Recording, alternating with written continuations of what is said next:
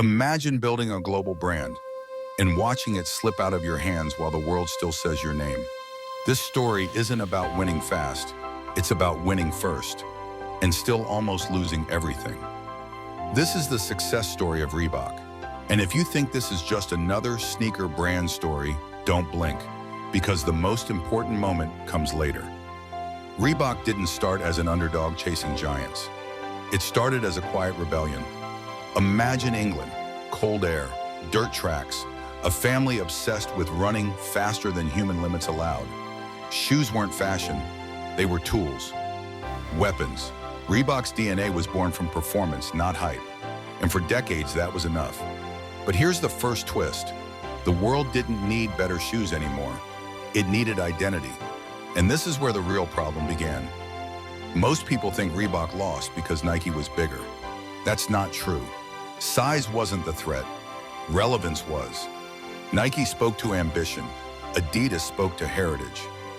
Reebok spoke to athletes, but culture was changing faster than athletes could run.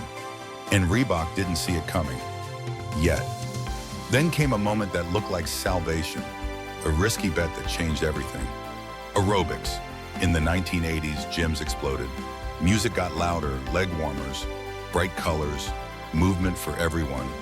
Reebok did something dangerous. They stopped talking to elite runners and started talking to regular people who wanted to feel powerful, especially women. This wasn't a marketing decision, it was a cultural gamble, and it worked. Suddenly, Reebok wasn't chasing Nike, it was beating them. Sales exploded. The logo was everywhere. For a brief moment, Reebok was number one. But this wasn't the real problem, because success hides weaknesses better than failure ever could. Reebok had momentum, but no clear future. They were winning without knowing why. And that's the most dangerous position any company can be in. Most people miss this moment, when everything looks perfect. That's when the cracks start growing quietly. Fashion replaced function. Trends replaced strategy. And Reebok started reacting instead of leading. Then came the decision that would define the next decades. Reebok wanted youth, street culture, music, attitude. So they went all in. Hip-hop endorsements, basketball deals, big names, big contracts. On paper, it made sense. In reality, it fractured the brand. Reebok wasn't authentic enough for the streets, not technical enough for athletes, not iconic enough for fashion. They were everywhere and nowhere, and then collapse. Sales slowed, Nike pulled ahead, Adidas regained its footing, Reebok panicked. And when companies panic, they don't make bold moves, they make desperate ones. Enter Adidas. The acquisition looked like rescue, stability, resources, a second chance. But this is where it almost ended. Reebok lost its voice. Inside a giant, it became smaller than ever. Decisions slowed, identity blurred. Reebok wasn't failing loudly anymore. It was fading quietly, and that's worse. Years passed, trends came and went. Sneakers became culture, not equipment. And Reebok was watching from the sidelines.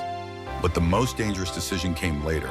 Instead of chasing everyone, Reebok stopped. They chose focus over noise. Fitness, training, real movement. No hype wars, no celebrity overload. Just clarity, CrossFit, functional fitness, community. It wasn't explosive, it was deliberate. And that's why it mattered. This wasn't about dominating the market again.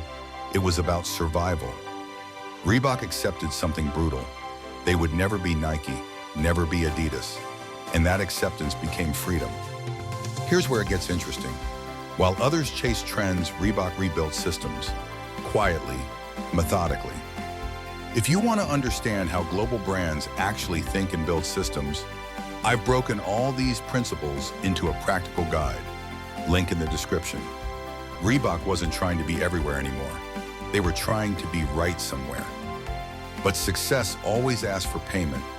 Reebok paid with visibility, with market share, with ego. They gave up being loud to survive at all. And then, one last twist. Adidas let go. Reebok became independent again. No safety net, no excuses, Just a brand with scars, lessons, and a second chance. This is where most stories end, but this one doesn't. Because Reebok's real victory isn't dominance, it's endurance. It's the ability to lose the spotlight and still exist. To fall from number one and not disappear. Most brands die chasing relevance. Reebok lived by redefining it. This story isn't about sneakers, it's about identity. About knowing when to push and when to stop. Because the biggest failure isn't losing, it's forgetting who you were trying to become. And that question still follows Reebok today. That's why this story matters.